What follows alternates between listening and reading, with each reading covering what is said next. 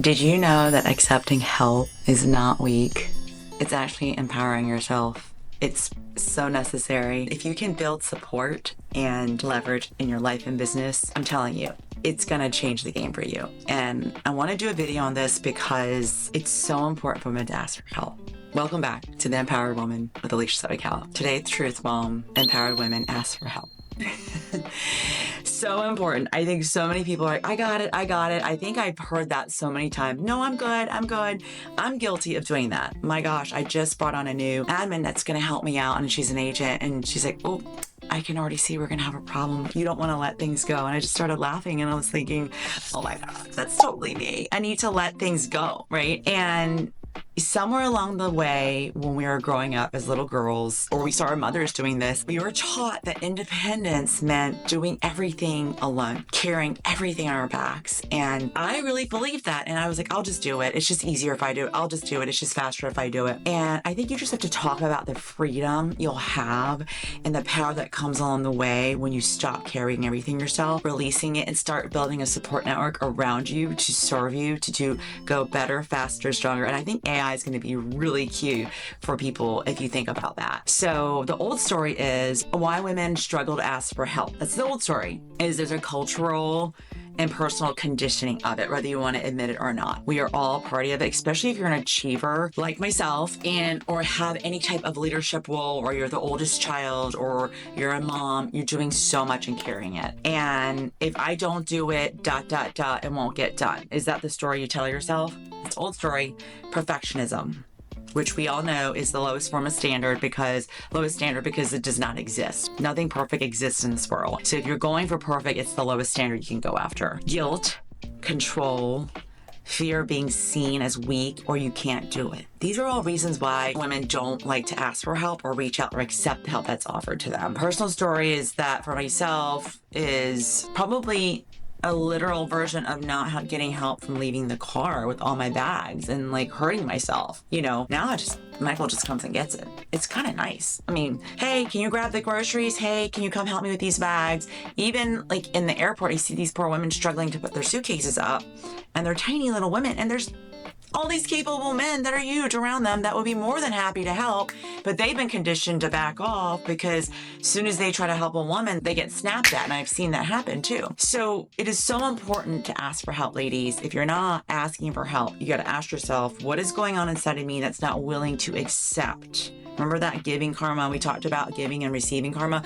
Why are we not receiving, and why are we not asking for help and looking for it? And the truth is, asking for help or looking for support, and whether it's assistants, cleaners, people to help you with your kids, friends that switch off nanny shares, people that help you with the dishes, doing the Instacarts, any delivery service, anything that makes your life easier, it doesn't make you weak. It actually gives you more power and makes you wiser, because it means you're valuing your time and what you really are worth time-wise, instead of trying to do everything and burn yourself out so you can't be satisfied in any part of your life. And actually you start resenting things in your life because you're doing it all.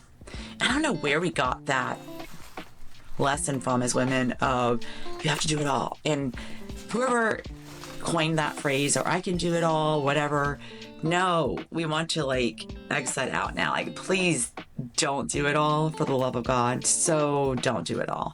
And leverage and leadership kind of go hand in hand. And I'm speaking to you women out there that are trying to grow teams in real estate, grow businesses, franchises, taking on new leadership roles, or if you're leading something, you have to leverage. Leverage is not meaning delegated completely. It means you're using the lever to help lift more. So you still have your hand on it, you're guiding and navigating, but you're not doing all of the lifting. You're basically allowing the lifting around you. And you have to think about what defining leverage for you in your life in people's, your systems, and support. Those are the three things: people, systems, and support. What people do you need? Who do you need to put in place? There's a book called Who Not How. Excellent book. Who do you need to put into place? What systems do you need to have those people help you? And what systems do you need to put in place to make you feel comfortable and in control? And what support do you need that is the gaps that you're missing to get you what you want? Maybe if you need more rest, maybe you need a dog walker, right? Maybe you need someone that cleans your house. Again, I say that. I know I do. We just haven't found that person really. I feel like I need a house manager. Like my life is so chaotic. It's just a lot, and you just have to understand that as soon as you get that admin help or someone to help you do things, even to wrap Christmas presents. Like, why are we wrapping Christmas presents if it takes us like 25 hours to do it? I know we think it's fun. Maybe you do a few while you're watching a movie, but you don't have to do them all. Or order them wrapped for the love of God. I know you don't want to pay the extra money, but maybe you should. That would be an example. Pre-stamp with your address. You're doing cards. Going ahead and letting them pre-stamp them for you. Letting your assistants deliver things for you or show up. And only doing the things that you want to connect and engage with, right? Those are kind of some, ideas. And it actually multiplies. It makes you like a multiplier, right? If you can get people to help you. Like what I love to do is in business in particular, in real estate, if I'm doing showings or there's inspections and it's in conflict with my coaching schedule or something going on, I'm still coaching. If I have someone stand in for me at an inspection, I can still look at the report, have a conversation, I've been to the house. Them being there basically makes me two people. That would be an example of delegating or, leveraging someone else to help you do the business so that I can still coach and do other things.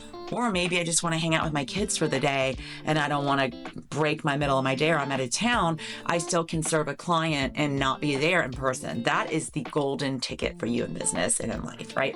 Where can you duplicate yourself where it doesn't matter whether it's you or someone else, right? Where can you do a consult and help them? And when you learn to do that, it kind of is like magic that opens up. You're like, wait a second, I just got 2 hours of my day back. Wait a second, I can go to that exercise class.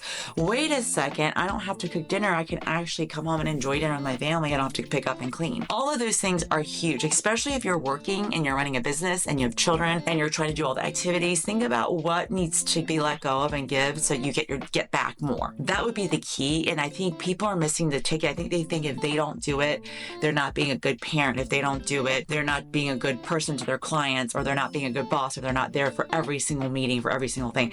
You don't have to be at every single thing. That is the key thing I think we need to talk about here. And it is so important to understand that once you get that down in systems. The systems are key, like understanding what process you have in place that makes what you do so great. So it's like following a recipe, right? Like, if you have a parent or a grandparent or grandma that made her signature cookies or something, there was a recipe she followed. And when someone else did it, it came out exactly the same. This is identical to that. That's something you need to put into place for you. And if you build a tribe, okay, that's another thing you need to think about doing, is building a tribe that has your back. Who's supporting you? If your spouse cheering you on and supporting you is like, I got that, babe. Let him get it. Let her get it. If it's your wife or husband, let your best friend help you. Let your mom help you. Let your kids help you. If you've grown kids or kids that are of teenage years or old enough, let them fold the laundry and put it away. You don't have to do all of that. It actually is good for life skills for them to learn to take care of a house and help you in all that stuff. Unload the dishwasher. They should definitely have chores. I don't know what it is. There seems to be a rash of kids nowadays that do not have chores. I know some of my friends that are awesome parents that push their kids to have chores. Our kids kind of loosey-goosey help out, but they need chores. Like our son mows the lawn. My daughter does a lot of the loading and unloading sometimes and helps out with babysitting her sister and does not help us with putting away laundry. Those are huge things that take up so much time if they're not done. The power of a sisterhood, women. We need women. Women need other women to connect and engage with. It's so important. Get in community. Get your group. Get your mastermind. I have women in different groups. It's so good for your soul, especially when you're trying to leverage and help each other. Just having that conversation, I think, is leverage. So getting that off of your chest will help you kind of rejuvenate as well and not feel so worn out. How do you attract your tribe? Is being authentic, taking that mask off like we talked about, being you, showing up as you and not being like you have to be someone else to get acceptance from this group. Because if you're someone else and you're going to attract a different group, that's not your tribe. So then you're going to be weird the whole time. It's not a connection then, right? So it's so important. Again, I think energy healing is huge in looking at like how your energy shifts when you're with different people and when you have that space and you give things away to do, like what does that energy feel like? Do you feel lighter? Do you feel happier? Reward that and recognize that so you can keep continuing that behavior is huge. And if you're exhausted just trying to be everything to everyone, that's a sign. You need to let go of some of the things and let people help you. It's so important because like when you do find that tribe, They help you show up differently. They will call you out when you're doing things that are against what you say you want. That's why a tribe's so great. And you're not supposed to build things alone. It does take a village. They say that you're not supposed to be alone. We're humans are people that are supposed to be connected and engaged. We need each other. Allow people in. Empowerment doesn't mean you have to do it all. It doesn't mean you have to do it alone or even with your partner. As a unit, you should accept help from other couples and families as well, or pay people. Like, receive that receiving karma, because I know if you're that person, you're probably giving so much of yourself to others and doing it willingly. When you receive, you're helping others give to you. Remember that, giving karma. And if you're ready to create more steps and you're curious about, like, maybe you need someone to see some of those blind spots or help you point things out on how you can develop more systems, personal life, professional life, and you just want more clarity in your business and life in general, I'd love to walk that walk with you. You can book a one-to-one with me. Love to chat with you. I do a free consult first and we can see if we're a fit and if I have room in my schedule for you. Just love this topic so much because I think once people release certain things and letting go and leveraging, it's like a magic switch goes off and you're like, wow, my life is definitely a before and after. Until next time, let yourself go, let it leverage.